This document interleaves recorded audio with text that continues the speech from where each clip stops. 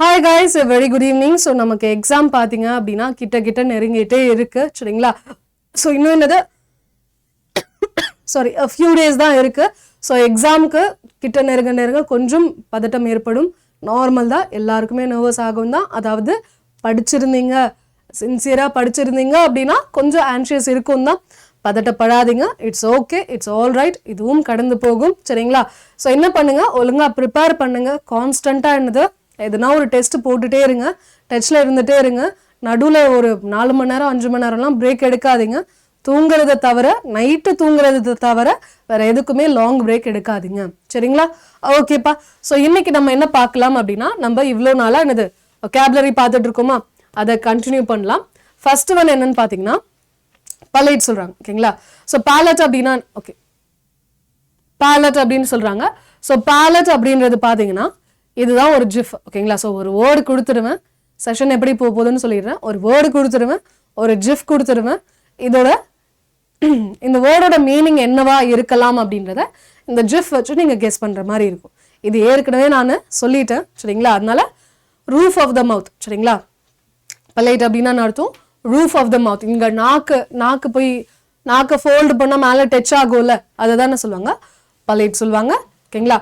So the new flavour pleased is palate, ஓகேங்களா? So இந்த புது ஃப்ளேவர் என்ன பண்ணுச்சா, அவரோட அந்த மேலே இருக்கிற ரூஃப் ஆஃப் த டங் என்னது ரொம்ப ரொம்ப என்ஜாய் பண்ணாருன்றாங்க, சரிங்களா? அந்த நியூ ஃப்ளேவர் என்னது அவர் நல்லா என்ஜாய் பண்ணாரு அப்படின்னு சொல்ல வராங்க, ஓகேங்களா? சரி, அடுத்து பார்த்தீங்கன்னா பலேட் சொல்லுங்க பார்க்கலாம். பலேட்னா என்னவா இருக்கலாம்?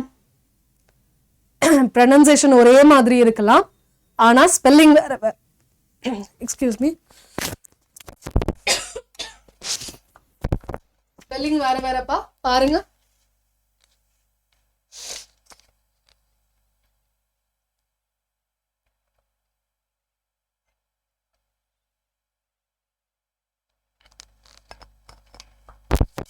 என்னப்பா சொல்லலாம், என்னவா இருக்கலாம்? Board to mix colours. So இந்த என்னது பெயிண்டர்ஸ்லாம் கையில் ஒன்று வச்சிருப்பாங்களா, இந்த மாதிரி ஒரு போர்டு வச்சிருப்பாங்க. இந்த போர்டில் என்ன பண்ணுவாங்கன்னா, ஆக்சுவலி என்னது அவங்க இந்த பெயிண்டிங்க்கு ஏற்ற டிஸ்டிங்க்டாக ஒரு கலர் வேணும்னா என்ன பண்ணுவாங்க, 2 கலர்ஸை மிக்ஸ் பண்ணுவாங்க இல்லையா? ஸோ அந்த மிக்ஸ் பண்ணுறதுக்காக கையில் வச்சிருக்கக்கூடிய அந்த பிளேட்டை தான் என்ன சொல்லுவாங்க, பலேட் சொல்லுவாங்க, ஓகேங்களா? So his palette of colours is bold and rich. So அவரோட அந்த பலேட் ஆஃப் கலர்ஸ் எப்படி இருந்துச்சா, நல்லா போல்டாகவும் ரிச்சாகவும் இருந்துச்சா. ஸோ போல்டான கலர்ஸாக இருந்துச்சு அவரோட பலேட்டில் அப்படின்னு சொல்கிறாங்க. ஓகே, அடுத்து பார்த்தீங்கன்னா பெல்லட். பெல்லட்னா என்னவா இருக்கலாம்? சின்ன வயசுல எல்லாம் செஞ்சுருக்கோம், ஞாபகம் இருக்கா? ரொம்ப குட்டி குட்டியாக இவ்வளோ இருக்கும், தண்ணியில் ஊற வச்சா இவ்வளோ பெருசாகிடும், ஞாபகம் இருக்கா? விளையாடி இருக்குமா? ஓகே, ஸோ பெல்லட்னா என்னவா இருக்கலாம்? கெஸ் பண்ணுங்கப்பா. ஒரு பாத்டப் ஃபுல்லா இவங்க வந்து அதை ஃபில் பண்ணி வச்சிருக்காங்க. ஓகே, ஃபன்னா இருந்திருக்கும். ஓகே, ஸோ பெல்லட்னா என்ன சொல்லலாம்? லிட்டில் பால், சின்ன பால் ஷேப்ல குட்டி குட்டியா உருண்டையா இருக்கிறது என்ன சொல்லுவாங்க? பலேட் சொல்லுவாங்க. ஸோ அது இதுதான் இருக்கணும்னு அவசியம் இல்லை, குட்டி குட்டியா உருண்டையா எதுவா இருந்தாலும். இப்போ டாக் ஃபுட்ஸ் எல்லாம் என்னது நம்ம இது கொடுப்போம்ல, பெடிகிரிலாம் எப்படி இருக்கும்? குட்டி குட்டி ரவுண்ட் பால்ஸ் தானே இருக்கும். ஸோ அதையும் என்னது பெல்லட் சொல்லலாம், சரிங்களா? He was shot in the head by an air gun pellet, ஓகேங்களா? ஸோ என்னது ஏர் கன் இருக்கும்ல, அந்த குட்டி குட்டி ஆரஞ்சு கலர்ல ஒன்று இருக்கும் தெரியுமா, உள்ள வந்து போடுற மாதிரி, கன்ல வந்து போடுற மாதிரி, அதை ஷூட் பண்ணோம்னா சரியா வலிக்கும். ஞாபகம் இருக்கா? சின்ன வயசுல இதெல்லாம் பண்ணியிருக்கீங்களா? நான் பண்ணியிருக்கேன், எங்க அண்ணன் எல்லாம் போட்டு சரியான அடி அடிச்சிருக்கேன். ஓகே, ஸோ அது அந்த மாதிரி அவனையும் ஒன்றுது தலையில யாரோ அடிச்சுட்டாங்களாம். ஓகே, அடுத்து பிரெஸ்கிரைப்னா என்னப்பா சொல்லலாம்? பிரெஸ்கிரைப்னா என்னவா இருக்கலாம்? கெஸ் பண்ணுங்க.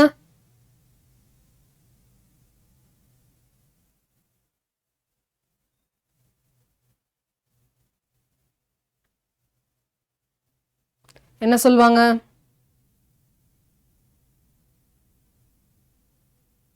டாக்டர் வந்து எனக்கு இந்த விஷயத்த பிரெஸ்கிரைப் பண்ணாரு அப்படின்னு சொல்லுவாங்களா? டாக்டர் வந்து இந்த விஷயத்த பிரெஸ்கிரைப் பண்ணுவாரு அப்படின்னு சொல்லுவாங்களா? ஸோ பிரெஸ்கிரைப்னா என்னவா இருக்கலாம்?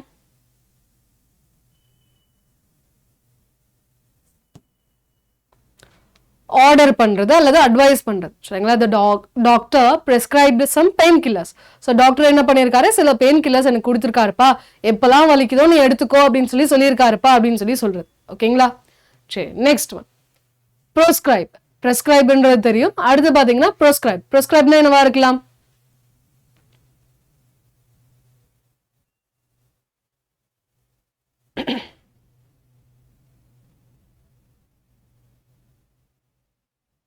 ஓகே, அதை பார்த்துட்டே இருந்தா எனக்கு ஒரு மாதிரி ஆகுது.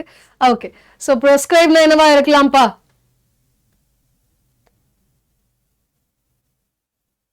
ஓகே, ஸோ அந்த காலத்துல கதை சொல்லுவாங்க, ஞாபகம் இருக்கா? ஆடம் இருந்தாங்க, ஈவ் இருந்தாங்க. ஸோ ஆப்பிள் மட்டும் ஃபர்பிடன் ஃப்ரூட்டா இருந்துச்சு அப்படின்னு சொல்லுவாங்களா. ஸோ அந்த மாதிரி ஃபார்பிட் பண்ணப்பட்டது சரிங்களா. அதை செய்யக்கூடாது, அதை தொடக்கூடாதுன்னு சொல்லி வச்ச ஒரு விஷயம், அதுதான் இது ப்ரோஸ்கிரைப்டுன்னு சொல்லுவாங்க. In some cultures surgery is ப்ரோஸ்கிரைப்டு.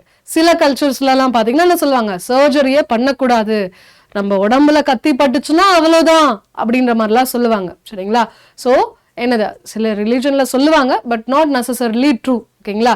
சரி, ஸோ என்னது ப்ரோஸ்கிரைப் அப்படின்னா என்ன அர்த்தம், நம்ம ஃபார்பிட் பண்ணப்படுறதுன்னு அர்த்தம் சரிங்களா. ஓகே, இதில் என்ன ஆப்வியஸ்லி வந்துருச்சு. சரி, ஓகே, இது என்ன சொல்லுவோம், போர் சொல்லுவோமா. ஸோ ஸ்பாஞ்சில் என்ன இருக்கும், ஸ்பாஞ்சு தான் எப்பயுமே போருக்கு பெஸ்ட் எக்ஸாம்பிள். என்னது, ஸ்பாஞ்சுன்னு தான் சொல்லுவோம். கரெக்டா. ஸோ போர்னு என்ன அர்த்தம், ஓட்டையா இருக்கிறதுன்னு அர்த்தம் சரிங்களா. ஓட்டையா அங்க இங்க எல்லா இடத்துலயும் என்னது, ஓட்டையா இருக்கிறதுன்னு சொல்லுவோம், போர்னு சொல்லுவோம். My friend recommended a facial that minimises force.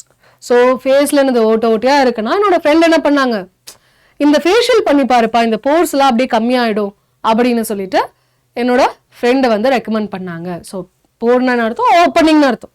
ஓகேங்களா. சரி, அடுத்து இது என்ன சொல்லலாம், போர்னு சொல்லலாமா. அப்போ இந்த போர்னா என்னது, அந்த போர்னா ஓட்டையா இருக்கிறது. இந்த போர்னா என்னது, கெஸ் பண்ணுங்கப்பா.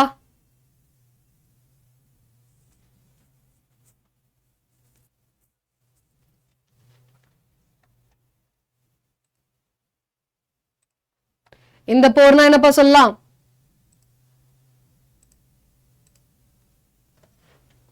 ஊத்துறது சொல்லலாமா.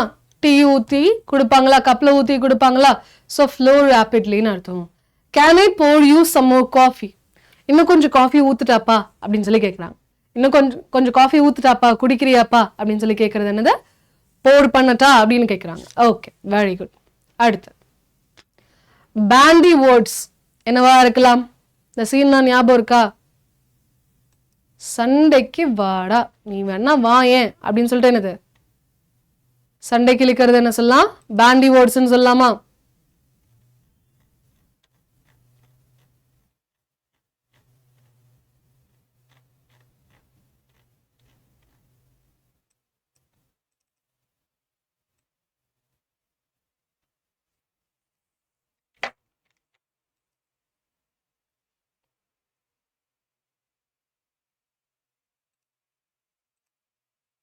ஓகே, ஸோ பேண்டி வேர்ட்ஸ்னா என்னப்பா சொல்லலாம், ஆர்கியூ பண்றதுன்னு அர்த்தம், சண்டை போடுறதுன்னு அர்த்தம். வா நீ வா, சண்டைக்கு வாடா அப்படின்னு சொல்லிட்டு என்னது கூப்பிட்டு சண்டை போடுறதா என்ன சொல்லுவாங்க, பேண்டி வேர்ட்ஸ்ன்னு சொல்லுவாங்க சரிங்களா.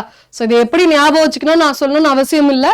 ஓகேங்களா, இதை பார்த்தா உங்களுக்கே தெரியும், பப்ளிக்லி நிறைய விஷயம் பேச முடியாது, அதனால பார்த்துக்கோங்க சரிங்களா.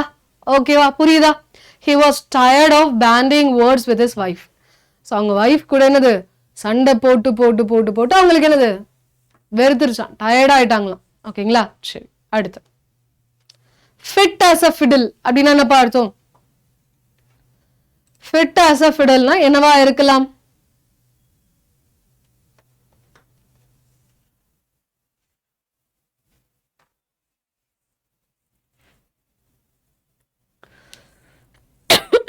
சாரி,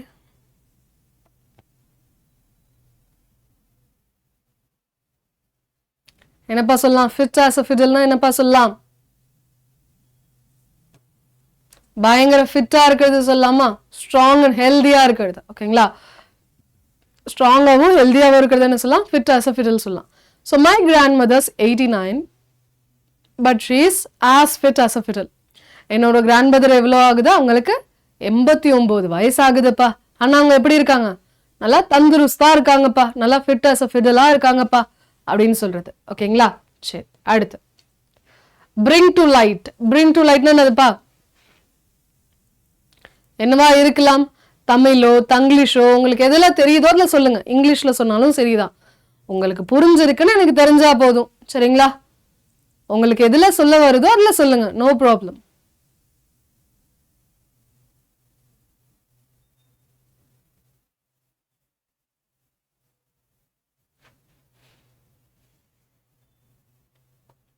bring to lightனா என்னவா இருக்கலாம்? வெளிச்சத்துக்கு கொண்டு வர்றதுன்னு சொல்லுவோம். அதாவது எல்லாருக்கும் தெரிய வைக்கிறது, தெரியப்படுத்துறதுன்னு அர்த்தம். சரிங்களா? எல்லாருக்கும் தெரியப்படுத்துறது, டிஸ்க்ளோஸ் பண்றது அல்லது ரிவீல் பண்றதுன்னு சொல்லலாம். So after investigation all the facts of the case were brought to light. So investigation நடந்ததுக்கு அப்புறம் எல்லா உண்மைகளும் என்ன ஆயிடுச்சாம், வெளிச்சத்துக்கு வந்துருச்சாம். எல்லா உண்மைகளும் வெளியில கூறப்பட்டது அப்படின்னு சொல்லலாம். சரிங்களா? சூப்பர்ப்பா. Next one, touch courage. ஞாபகம் இருக்கா? இந்த சீன்லாம் ஞாபகம் இருக்கா? நல்ல படமா, எத்தனை வாட்டி பார்த்துருப்போம்? சும்மா தோராயமா அப்ராக்சிமேட்டா எத்தனை வாட்டி இந்த படத்தை பார்த்துருப்போம்? நான் என்ன சொன்னாலும் சரியடா, யாருடா நீ அப்படின்னு சொல்லி கேட்பாங்களா? சீன்லாம் ஞாபகம் இருக்கா? ஓகே. ஸோ டச் கரேஜ் அப்படின்னா என்னவா இருக்கும்?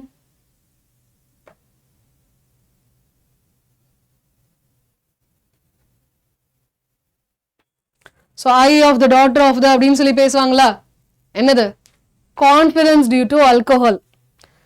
ஆல்கோஹாலோட யூஸ் இருந்தால் தான் அது தைரியமே வரும் அப்படின்னு நினைச்சிட்டு பண்ணக்கூடிய தைரியம் தான் அது, அப்படிப்பட்ட ஒரு தைரியம். ஓகேங்களா?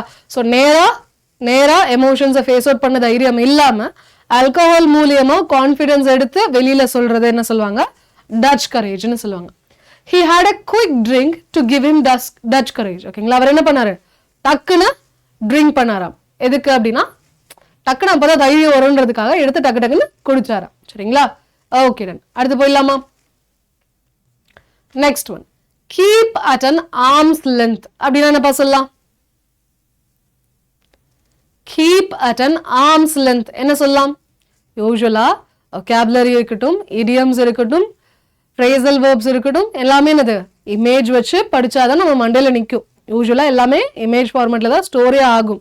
ஸோ இதை ரெஃபரன்ஸ்க்கு வச்சு படித்தோம் அப்படின்னா எப்பயுமே அப்படியே ஞாபகம் இருந்துகிட்டே இருக்கும். சரிங்களா? ஓகே. என்ன சொல்லலாம்?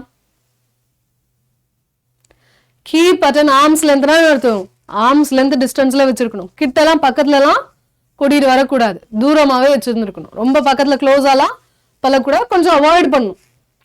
ஓகேங்களா? டிஸ்டன்ஸ் வச்சுக்கோ, அவனுக்கும் கொஞ்சம் டிஸ்டன்ஸ் மெயின்டைன் பண்ணிக்கோ அப்படின்னு சொல்லுவாங்களா, அதை தான் என்ன சொல்றாங்க? கீப் அட் அன் ஆர்ம்ஸ் லென்த்னு சொல்றாங்க. There is no longer trust.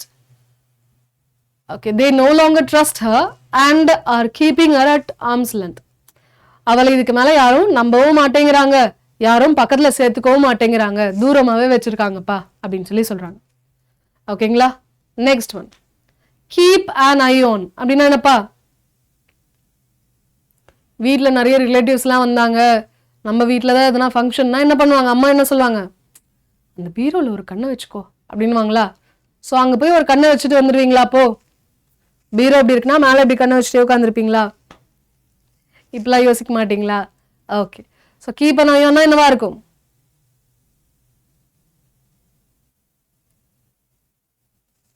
குருன்னு பார்த்துக்கிட்டே இருக்கிறது. ஓகேங்களா? இப்படியே பார்த்துருக்கு, என்ன பண்ற, ஏது பண்ற, யாரு கூட என்ன அப்படின்னு சொல்லிட்டு என்னது குருன்னு பார்த்துக்கிட்டே இருக்கிறதுன்னு சொல்லுவாங்க. ஓடவும் முடியாது, ஒளியவும் முடியாது. சரிங்களா? அதான் என்னது கீப் அன் ஐ ஆன் சொல்லுவாங்க. So I need to keep an I on what I eat. நான் என்ன சாப்பிட்றது ஒழுங்கா பார்த்து சாப்பிடணும்ப்பா, கண்ட மணிக்கு எதையும் சாப்பிட்டுட்டு இருக்கக்கூடாது அப்படின்னு சொல்லி சொல்றாங்க. ஓகே. ட்ராப் பேக் அப்படின்னா என்னவா இருக்கலாம்? ஜிஃப பாருங்க, பார்த்து சொல்லுங்க. ட்ராப் பேக்னா என்னது? நல்ல ஜிஃப் இது ஆக்சுவலா இல்ல.